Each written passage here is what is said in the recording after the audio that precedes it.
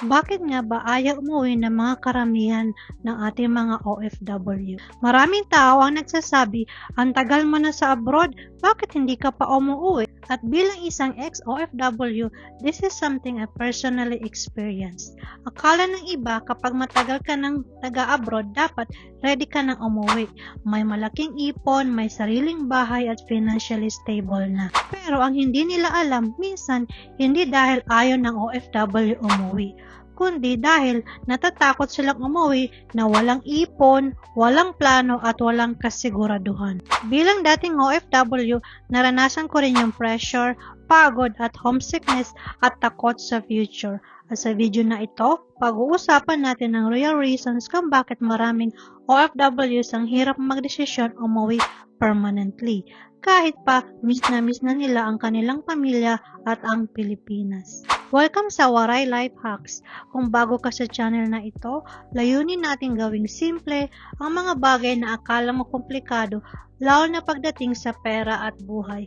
Kung ready ka magbago ng mindset mo at matuto ng practical life and money tips, i-like mo na ang video na ito at mag-subscribe ka para sabay tayong mag-grow. Maraming OFWs ang gustong-gusto nang umuwi. Pagod na sila, homesick na sila, miss na nila ang pamilya nila. Pero bakit maraming OFW ang paulit-ulit nila nagre-renew ng kontrata? Ito ang masakit na realidad. Una, takot magsimula ulit sa Pilipinas. Maraming OFWs ang natatakot umuwi dahil alam nilang mahirap ang buhay sa Pilipinas.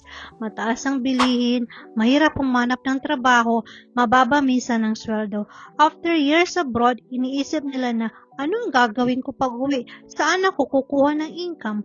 Kaya kahit pagod na, tinitiis na lang nila ulit ang abroad. Ang pangalawang dahilan, walang ipon kahit matagal ng OFW. Ito ang isa sa pinakamalungkot na katotohanan.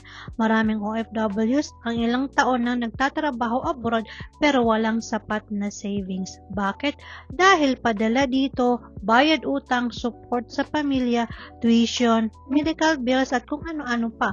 Kaya minsan, hindi sila makauwi dahil alam nilang kapag tumigil silang magtrabaho abroad, titigil din ang flow ng pera. Ang pangatlong dahilan, nasanay ng ikaw ang breadwinner. Kapag OFW ka, maraming pamilya ang umaasa sa iyo. At habang tumatagal, parang buong household na nakadepend na sa income mo. Minsan, pati relatives umaasa na rin.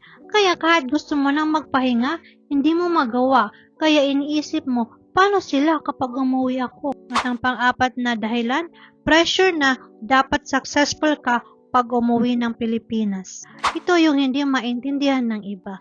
Kapag OFW ka, parang expected na marami na may bahay ka na, may negosyo ka na, may malaking ipon at successful ka.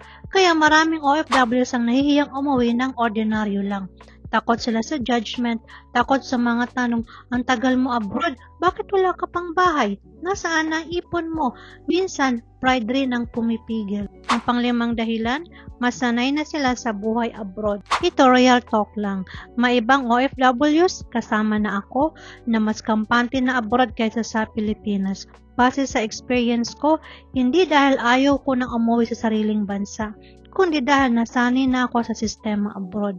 Mas organized kasi, mas madisiplina, mas may opportunities at minsan stable ang income. At kapag matagal ka ng OFW, minsan feeling mo hindi ka na fit sa buhay sa Pilipinas. Ang pang-anim na dahilan ay ayaw na nilang umuwi kung magiging pabigat lang. Maraming OFWs ang may fear na paano kung uuwi ako tapos wala akong trabaho? Ayaw na nilang maging dependent sa pamilya nila. Ayaw na nilang maging pabigat. Kaya kahit emotionally drained na, pinipili nilang magstay abroad. Ang pangpitong dahilan, working abroad became their survival mode. Ito na siguro ang pinakamasakit. Maraming OFWs ang hindi na nagtatrabaho abroad dahil gusto nila. Ginagawa na lang nila ito dahil kailangan. Survival mode na. Kahit pagod na, kahit lonely, kahit mentally exhausted, tuloy lang dahil may pamilya silang umaasa sa Pilipinas, may bills na bayarin at mayroon silang responsibilidad. Ito yung mga 7 dahilan kung bakit ayaw umuwi ng mga OFWs sa Pilipinas. Based on my experience as an ex-OFW, Ang totoo, maraming OFWs ang umiiyak silently. Hindi dahil mahina sila, kundi dahil nakakapagod maging malakas palagi. Maraming OFW ang gustong-gusto nang umuwi ng Pilipinas. Miss na nila ang pamilya nila, pagod na sila sa trabaho abroad, pagod na silang maging malayo sa mga mahal nila sa buhay.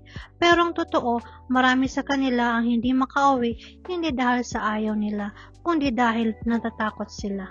Takot silang umuwi nang walang ipon, takot silang magsimula ulit, takot silang mawalan ng income. Kasi sa realidad ngayon, mahirap ang buhay sa Pilipinas. Mataas ang bilihin, mahirap ang manap ng trabaho.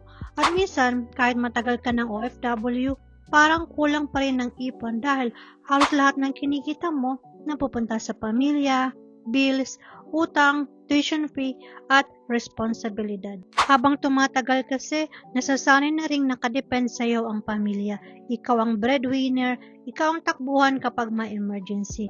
Kaya kahit emotionally drained ka na, kahit gusto mo nang magpahinga, hindi mo magawa. At minsan, may pressure pa na kapag OFW ka, dapat successful kapag uwi. Dapat may bahay ka na, may negosyo at may malaking savings.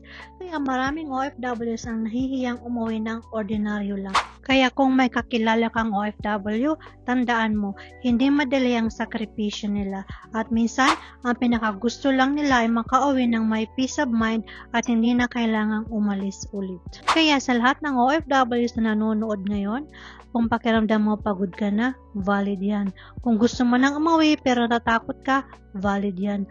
At kung patuloy kang lumalaban para sa pamilya mo kahit ubos ka na, salute ako sa iyo kabayan. One day, darating din ang panahon na hindi mo na kailangan mamili between pamilya at survival. O kabayan, nakarelate ka ba sa topic natin ngayon? Gusto mo namang umuwi permanently? Comment down below. So if you want a simpler life, wiser money decision, and inspiring content that truly resonates, don't forget to like, subscribe, and share this video with your fellow kabayans. Stay strong mga kabayan. God bless you always. See you in my next video.